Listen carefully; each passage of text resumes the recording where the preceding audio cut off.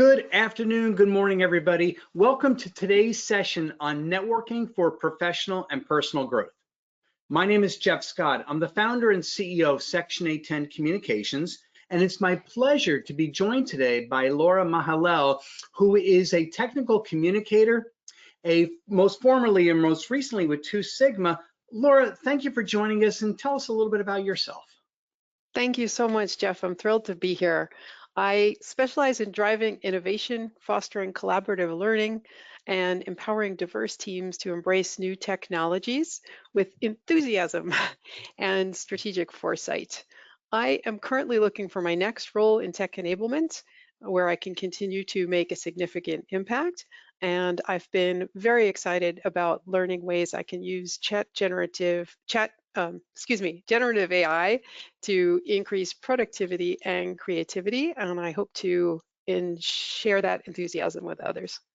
Awesome. Well, I'm happy to have you here. We've had some fun preparing for today's session, haven't we? Yeah, we definitely Talking have. about talking about AI, some of the things you've shared with me, and networking in general can be challenging for some people. But before we jump into it, just to make sure with some quick housekeeping items, everyone is on mute. Due to the size of these sessions, everybody is on mute, but we do want you to have the opportunity to communicate with us. So you'll notice you have a chat or questions area. Feel free to enter questions for Laura and me. As we go through this session, we'll be reviewing those, and we've left some room throughout the session to review and respond, and even at the end of today's session. We're scheduled to go to 45 minutes after the top of the hour here, and we want to be cognizant of your schedule. Just to make sure that you can see Laura and I on camera right now, and you can hear our voices, would you go ahead and click on the hand raise icon that you see there, just so I can make sure. Awesome, I see the hands going up. If I look to the side, that's where my other monitor is, so I can see that. Excellent. I've learned over the years of doing presentations that there's nothing worse than presenting and nobody can hear you. So I appreciate you confirming that. So when we talk about networking, and some of you responded to posts that we had where Laura and I talked about, this can be unnerving. Networking can be as simple as staying in touch with people, reaching out. It could be going to a large formal networking event. There's a lot of different ways that it can come about. Laura, what do you find the importance of networking, or how do you even define what networking is? Well, Jeff, I think networking is just about doing something that is intrinsic to our human selves, which is connecting with other people. We are hardwired for connections, but it is true here we're talking about it in a professional context. Networks are key to us perhaps finding the next opportunity, building confidence in ourselves, learning about new opportunities, developing our careers, really so many different ways that our networks can help us. Yeah, I agree. A lot of times people think networking is something they do when they need something. And I think you and I both disagree with that mindset, because then it's all about me. And networking very often is being involved and connecting with people we don't know when we'll need them in the future, or we don't know who could use us right now. I know I've been through, I'm just looking at the some lists over on the side here. I've had a few situations in my life where just staying in contact with someone led to an opportunity that I didn't even anticipate. One time I had someone that I worked with, we were very close back in the 1990s. I date myself with that. We were very close in a company, we worked together, and we always stayed in contact. He moved back from the States to China, but we would still connect every once in a while. Hey, how are you? What's going on? Well, about 20 years later, he reached out and offered me an opportunity in a large systematic hedge fund. I never would have gotten that opportunity had I not just stayed in contact. I had no idea that would come about, but sometimes it's the little things that mean a lot and they can come back to you. But one of the first things, and at the end of today's session, we're going to talk about some do's and don'ts of networking. But one of the first things is stay in contact with people. Reach out and just connect with them. And I think you would agree with that. Absolutely. I recently had the pleasure of reconnecting with one of my oldest friends, someone I met when we were children at summer camp. And it occurred to me that he helped me, without perhaps knowing it at the time, with a couple of key decisions that played a huge role in my life and in my career. One decision was to move to Israel, and another was when I got there, he helped connect me with a resource. This was also, I'll date myself, but this was before really internet. It was a listserv of immigrants. And it was there that I saw a job posting for a role as a technical writer at Intel. I didn't even know what that meant, but I knew that my friend Reuven was working in technology. So I asked him what that was about. And he said, you know, it's cool. You write about technology, go for it. And I did. And that led to an 11-year job that was very satisfying and a huge kickstart to my career. Reuven and I recently connected, and I'm thrilled to see that he is now doing training for Python and Pandas. And now I might be in a position to help connect him with some of my networks. Yeah, I love the ebbs and flows of networking. When we really look at it as an opportunity, as a two-way street to provide value to other people, not knowing if they'll be able to provide value to us or not. In fact, you and I met not too long ago, and it was through a mutual friend and colleague who's actually on the line today with us. And it was through Fred's introduction that you and I got to know each other and said, I think there's some value we can add, because I know networking is passionate. It's deep inside of you and you're passionate about it. So you never know when you're networking. But I have a question for you. We talk about networking from the standpoint of just one-on-one, staying connected to people, but then also the more formal side of that. And very often that formal side makes people nervous. Going to a social event, it could be a business networking event, it could be a birthday party for one of your children, and just being around other parents. It could be a number of different scenarios. That used to be really uncomfortable for me. I used to force myself to go to networking events in New York City when I was working with a firm a number of years back, just to practice saying, hi, my name is Jeff Scott, and go through that. It can be really uncomfortable for people. But we talk about AI and how using tools like AI can be beneficial in networking. Talk about that a little bit, because I know you're passionate about it. Sure. So I'll share a great tip that I got actually from a coach of mine. I was going to a networking event, really a bunch of talks on AI.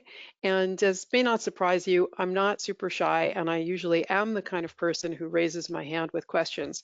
But he gave me a great idea, which I did use before that talk, and I encourage others to use, especially if you are a little bit more uncomfortable with networking, which is before you go to that event, take the title of the event, or if there's an abstract for a talk, put it into ChatGPT, say, I'm going to a talk, please give me 5 intelligent questions that I can ask the speaker or that I can use as discussion starters, right? There's going to be some networking before, perhaps after.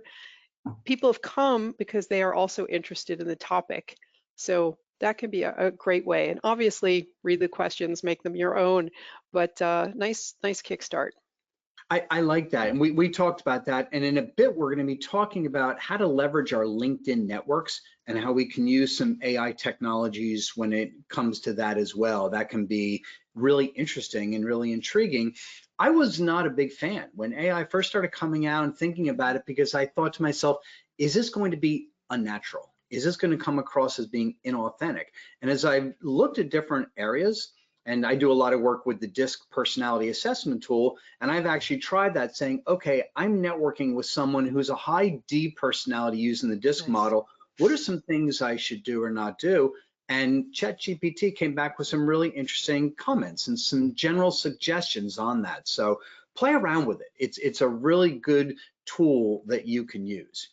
And Laura, before we go a little bit further, I just want to remind people, if you want to get more information on Section 810 communications and also on today's topic, go into the handout section within your control panel, and there's 2 documents that you can access and then download as a PDF. One is on my firm, Section 810 Communications, the training and keynote speaking services that we provide. But then also, Laura, you put together a great document, almost a cheat sheet, on how we can really use AI and how we can build our own networking skills. So folks, take advantage of that, click on the handouts and download those documents. I think you'll find them really, really interesting. Now, when we talked about this initially, I just mentioned DISC personality assessments. For those that are not familiar with that, very similar to Myers-Briggs, Personality Plus, Lumina. There are a number of different models out there. The main thing with personality assessments is understanding your core inherent strengths, your communication style, your challenges. And with that, some people that are D personalities, very driven, dominant, decisive, they like going into a networking environment because they want to maybe run the room, control it. They're looking for results. I personalities are more social, they're more outgoing and gregarious, and sometimes networking can be fun just to meet people, not even just thinking about business. An S personality is one that's a little bit more steady, stable, maybe a bit more reserved, relational, but not one that wants all the attention.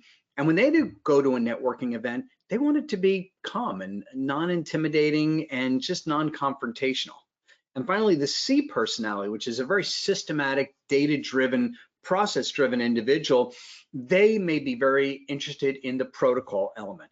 I don't interrupt here. I do talk to this person. I don't talk here. Every one of us, I mention that because every one of us looks at networking a little bit different. And I found a lot of times people try to be like someone else. They try to mirror someone saying, oh, they have such good people skills. Let me be like them. And then it's a flop because they're not really being authentic. And I know you had some thoughts on that. Right. I think it's really important to just be yourself and lean into your strengths. So I wanted to share another sort of technology way that you can approach things if you are I believe you said it's the C, is that the one that's more analytic, right? Yes. Yeah. Yes. So a tip that I also learned from my networks is you can be sort of strategic about the way you analyze your network and use that information to help you hone in on where you have strengths and where you might want to build and deepen your network. And so this tip is comes from again, I'll call on LinkedIn for a moment. You can download your LinkedIn contact list and put it into a CSV, so dump it into Excel. You might need to do a little bit of enhancing. Maybe you want to add a column about sort of what world you know this person from.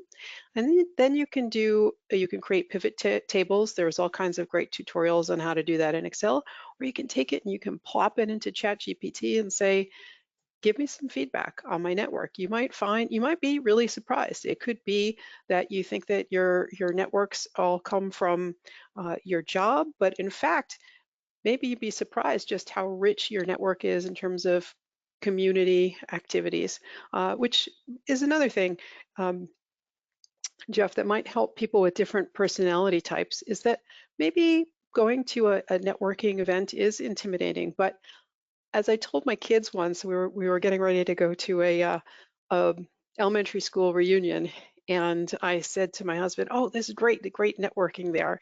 And my daughter overheard me, and she was sort of horrified. And I said to her, she said, "Mommy, this is a school event. This is not a networking event." And I said to her something that I think has become my little mantra, which is, life is a networking event. And that there's nothing cheesy or transactional about that. It's just great. I always liked connecting with the parents who were working in similar fields or in technology at those events. But anyway, going back to the analysis, right? So you could take your data and you could see where you've got strengths and what have been good sources for you. Maybe it's your alumni association, and what are the areas that you want to grow in. Maybe you've been working in one field and you're curious about exploring another.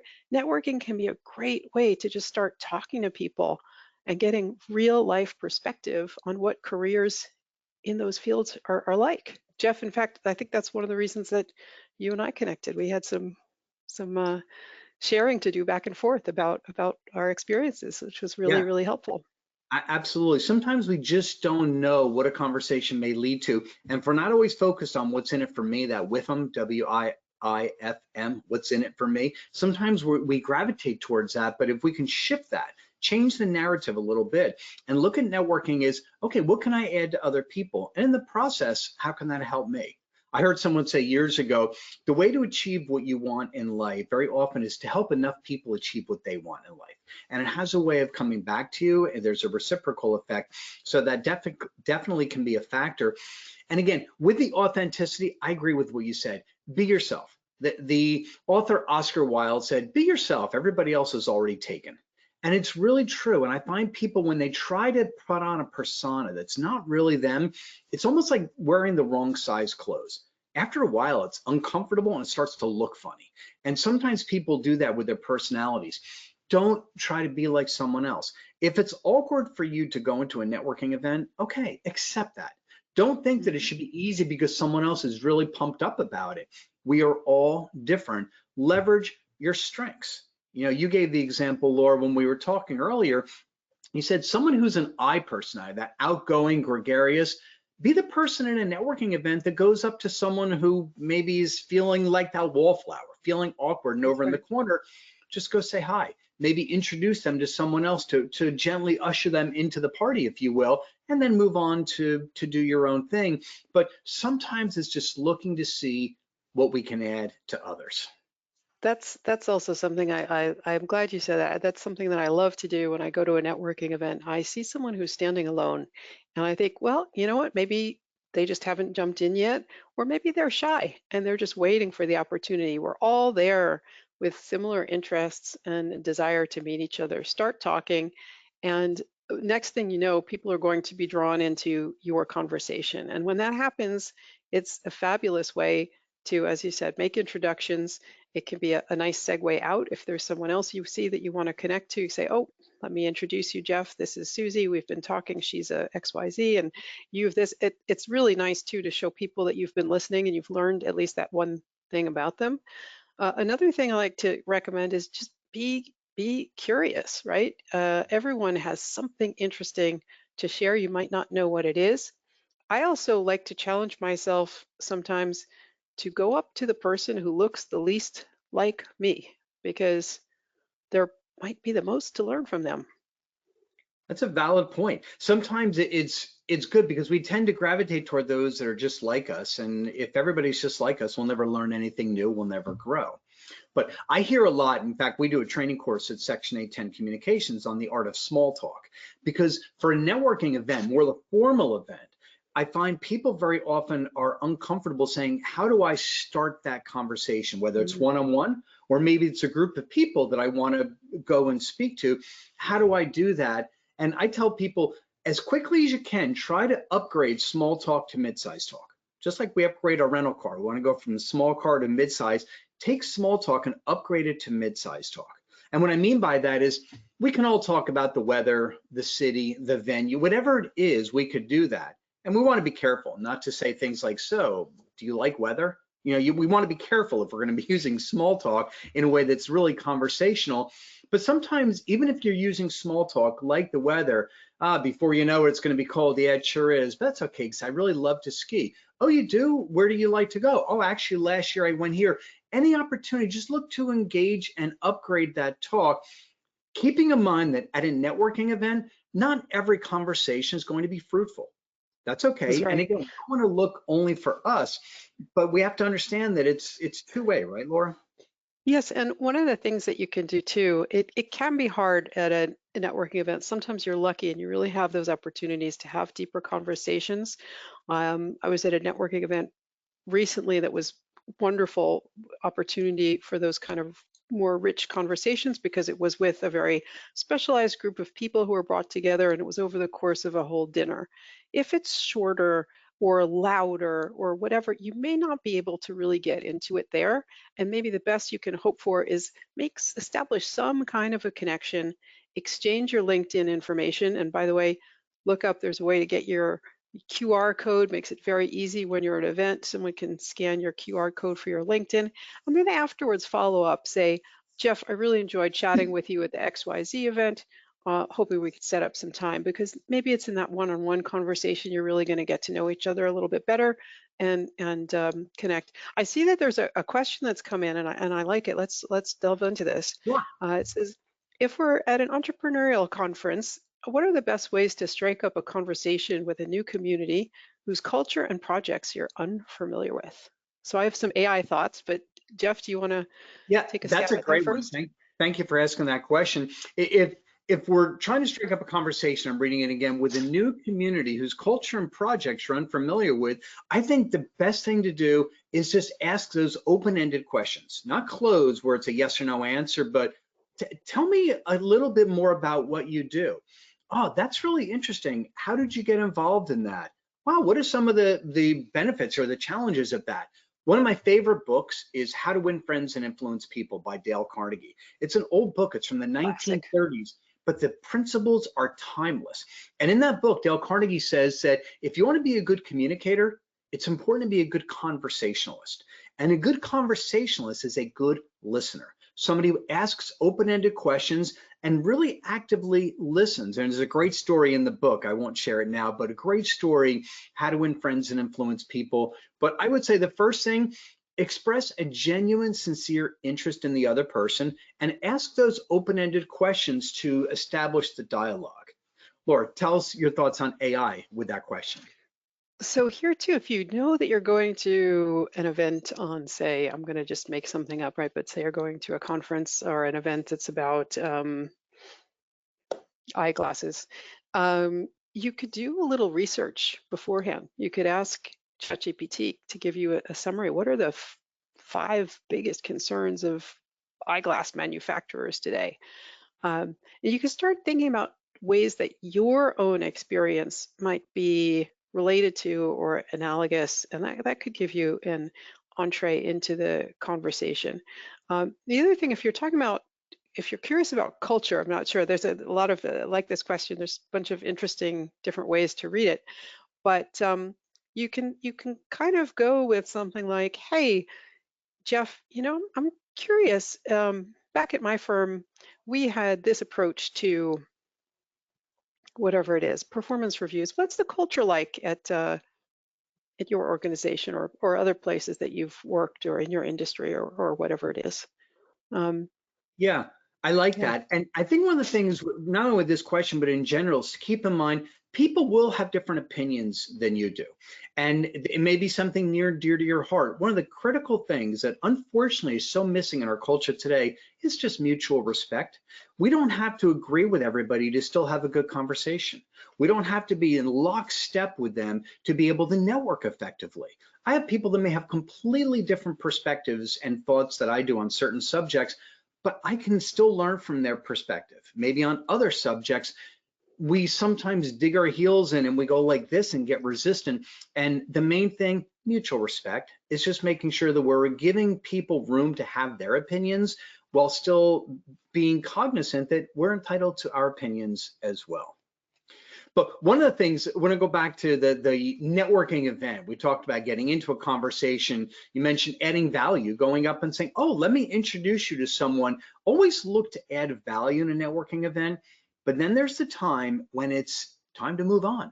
We've been in Mhm. that situation. I like to use the term clingers, where when you're hanging with someone, talking with them, and maybe they're clinging on to you a little bit. They may feel more awkward than you, and they don't know how to exit a conversation. Very often the temptation is there to say, well, listen, let me go, or I need to go speak to someone over there. And that can leave someone feeling disrespected, minimized, or invalidated.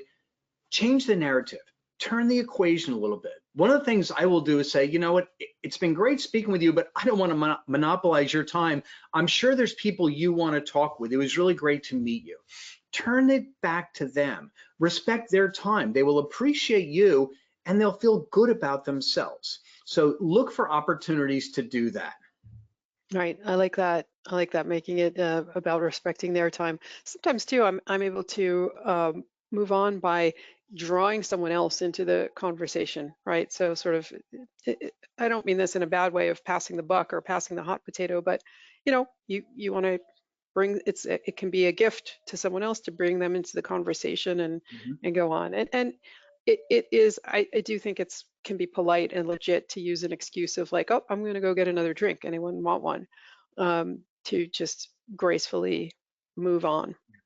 I've also had people use me as their rescue team, and it's okay to have a rescue team, especially for Oh, those of you yes. that may be a little bit more passive, maybe a little bit more reserved in your communication style.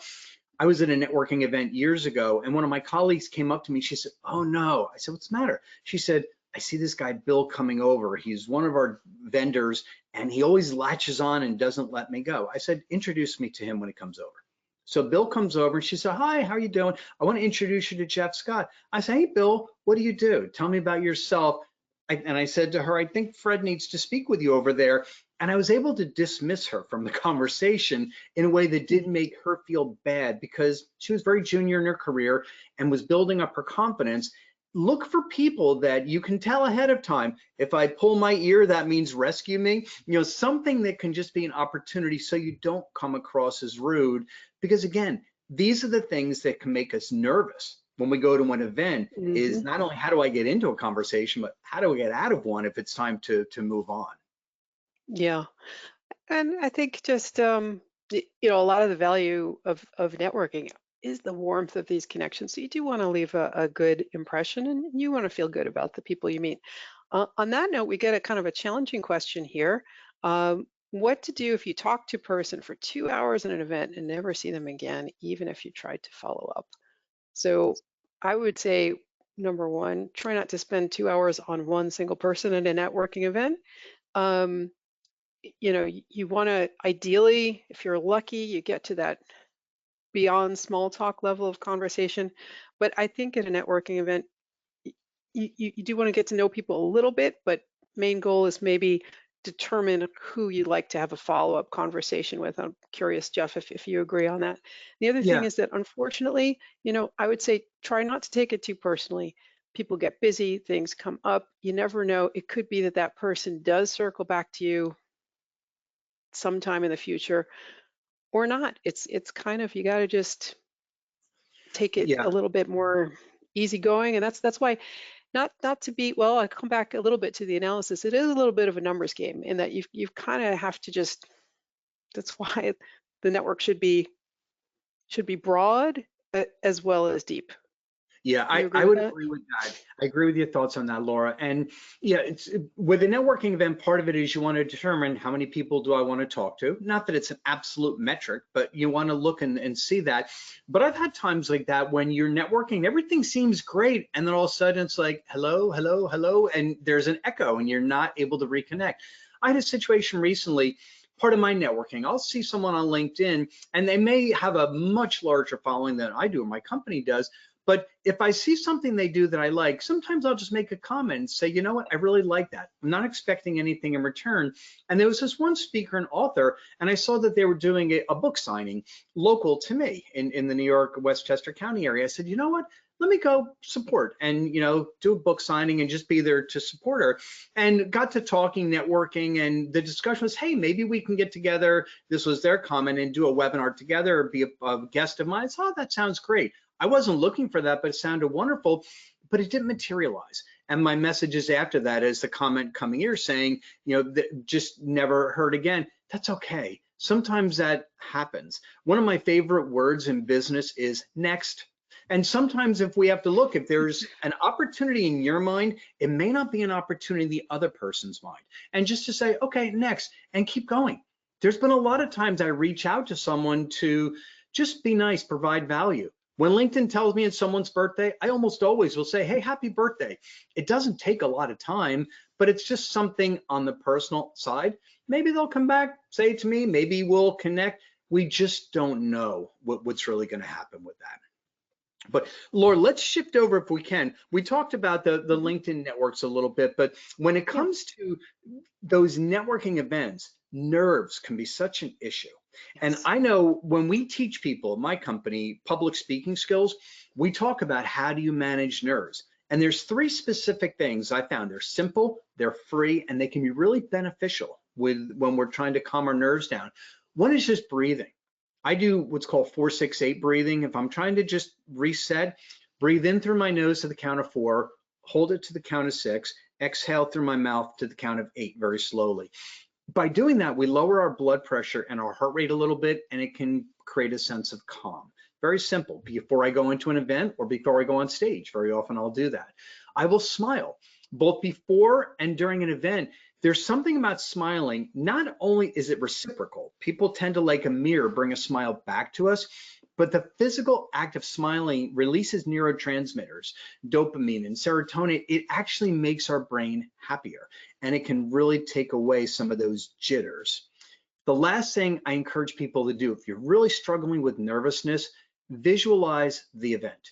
If it's a networking event and you know what the room looks like, When I'm going to speak, sometimes I try to get into the room when it's empty and stand on stage and look at the room with no one there, so I can picture it, visualize it in my mind. So at a networking event, picture yourself going up to a group of 3 people and saying, "Hi, how are you?" Welcoming you with a smile, shaking your hand, just responding in a very favorable way. Those 3 things, breathing, smiling, and visualization, can be really beneficial to help lower your nerves.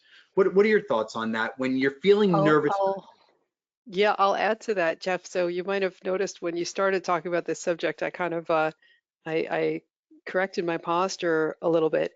I I practice yoga regularly. I teach yoga, and I could tell you that just lifting, lifting your chest a little bit, shoulders back, feeling the grounding of standing on all 4 corners of your feet if you're standing, or just sitting up nice and tall if you're sitting, really allows for your lungs to expand. So you can I completely agree, breathing techniques.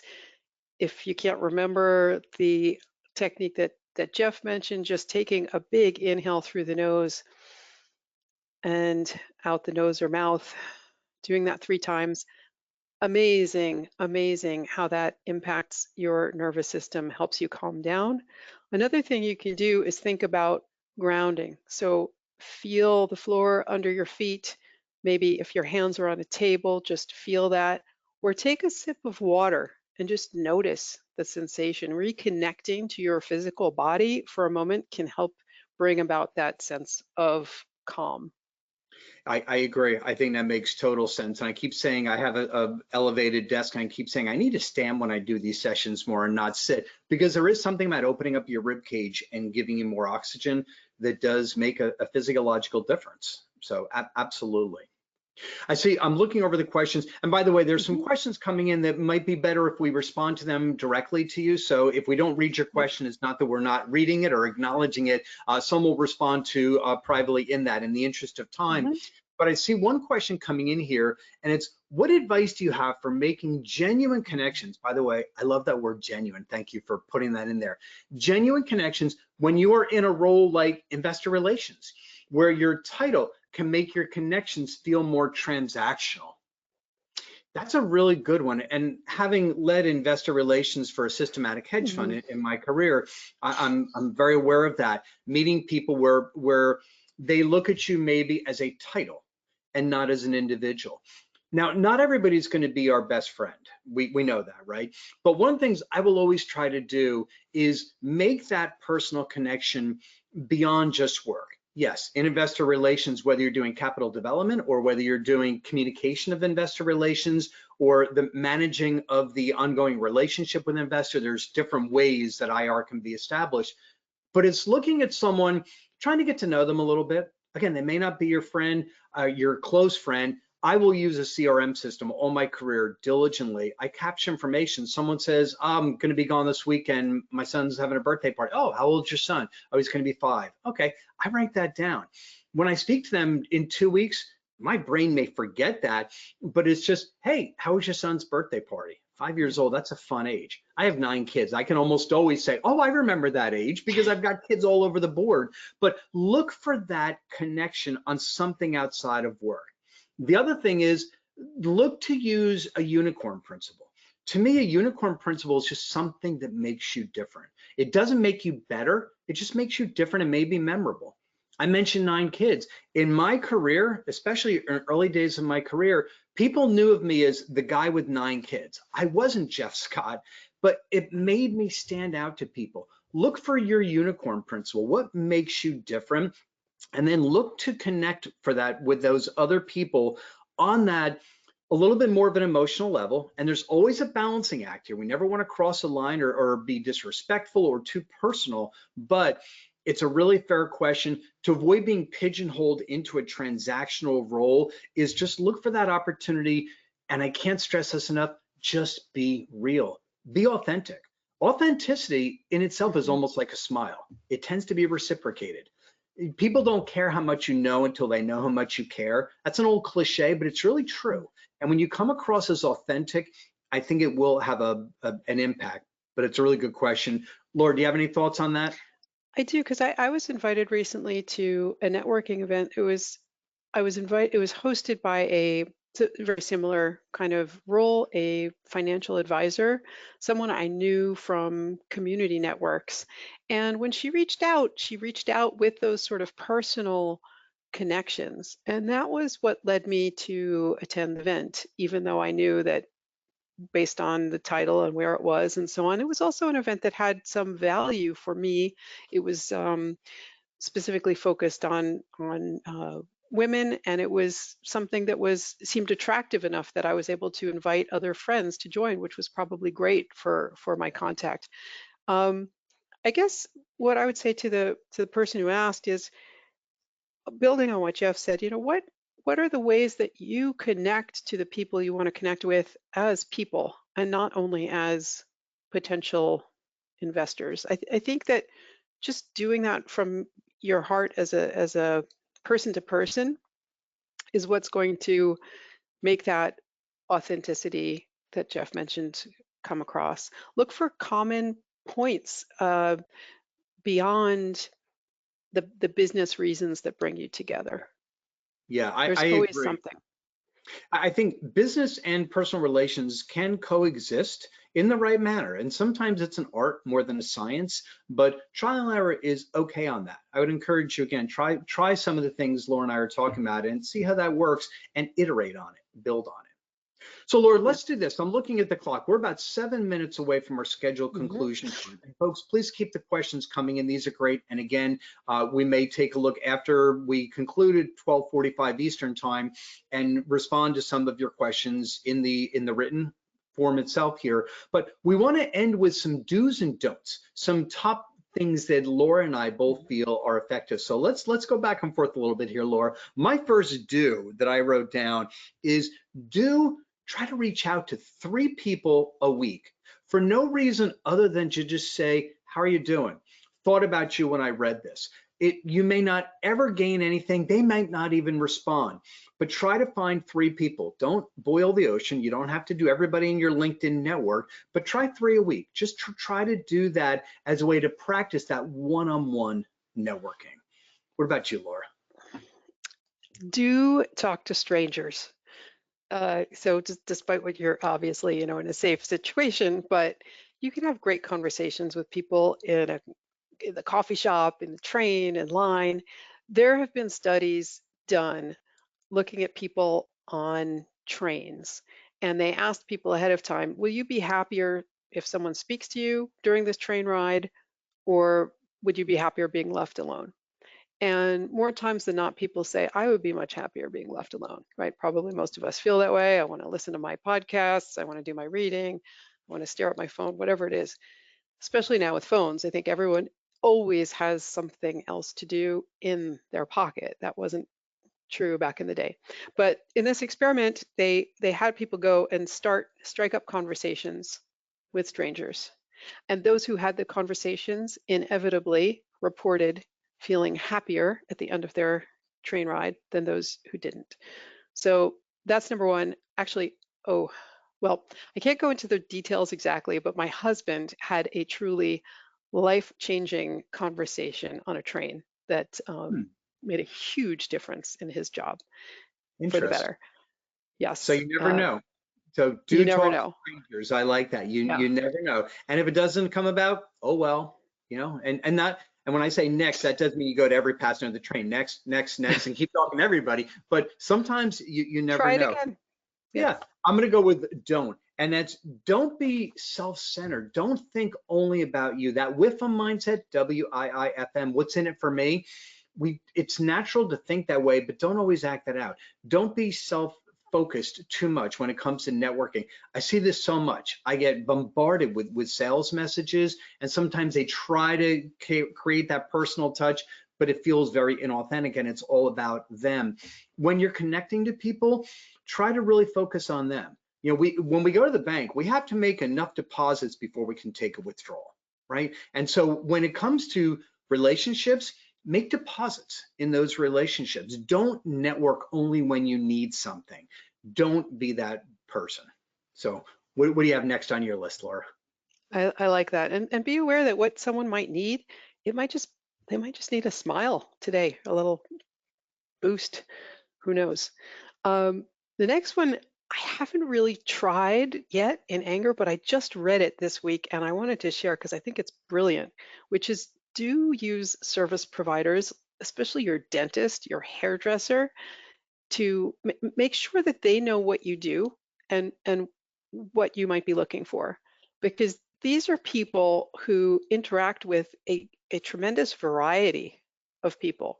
And it could just be my dentist. I love my dentist, and she is a genius, and my hairdresser too is fabulous.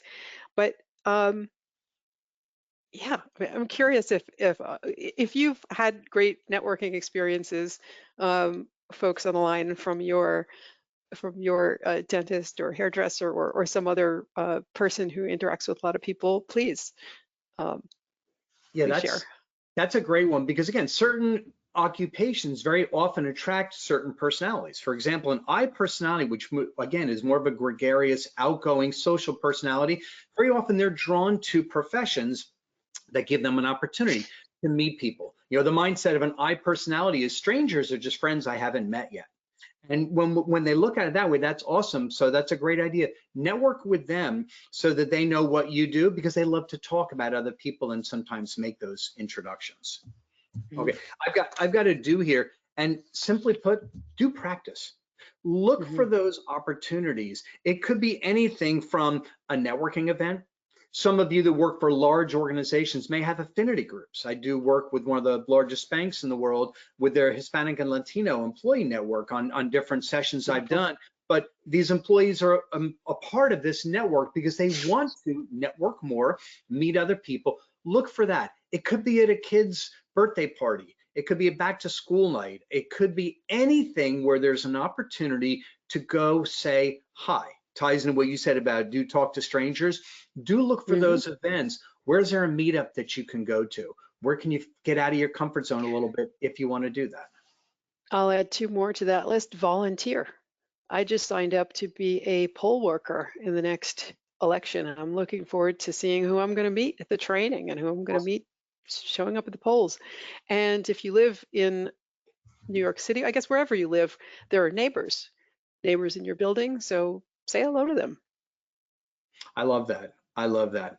And last one I'll have here, and I'm just watching the time. We've got just about a minute or so left, but don't listen to people when they say use an elevator as a way to meet people. You know, the elevator pitch really is a comment. We have elevator pitch training that we do, but I don't suggest going into the elevator, turning around, facing a crowded elevator, pressing the stop button and saying, I bet you're wondering why I called this meeting. Now we joke about that, but that would really freak people out. So you really don't want to do that. It's okay to Especially if they're talk to someone, claustrophobic. but just don't turn around and face them. And that's a little tongue in cheek, but there are ways to network effectively and others that might make you stand out in ways that you don't want to. Yep. I So want to add go ahead. a random thought, Jeff, which is we talked about this as networking in the age of AI, and I've been doing a lot of networking lately. I just want to celebrate the fact that I've met some great people, including we met through an introduction. We've only met virtually, but there are a couple other people. One I'm really excited to see on the call who I have had really fantastic conversations with virtually, who I met through LinkedIn because we were commenting on the same stuff, or somehow we were sort of swimming in similar circles. I checked them out, they checked me out. I said, hey, let's connect. We did. I've been learning a ton from these connections. And so that's sort of, while I am a huge fan of meeting in person, it's also kind of exciting that I've been able to connect with people in different geographies Yes, thanks to absolutely our it new is. ways of working. Having had the opportunity to travel around the world speaking in 15 different countries, I've learned that we have way more in common than we have as differences. And I think one of the biggest things is look for that commonality. I call it the CGM, the common ground movement. Look for that common ground with someone, not where the differences are. But Laura, I want to be cognizant of the time. I know we're a Mhm. couple minutes after, but we started a couple minutes after the top of the hour, so we're good. Folks, thank you for joining us. We're going to stick around. We'll go off camera, but we'll stick around to answer some of the questions that came in that we'll respond to via typing here.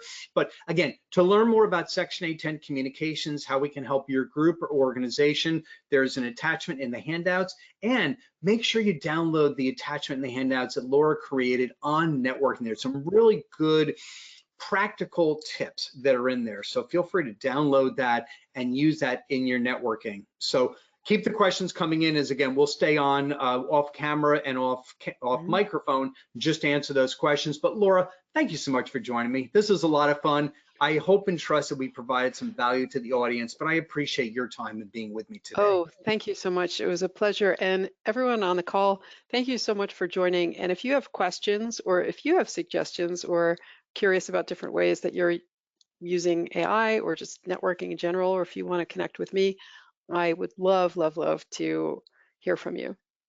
Excellent. And thank you so much. I see all the comments coming in. You are absolutely welcome. We're glad that this was beneficial. So we'll go off camera and mute, and we will answer any questions that may still be left over here. But thank you again for joining us, and we wish you well in your networking activities. Have a great day, everyone.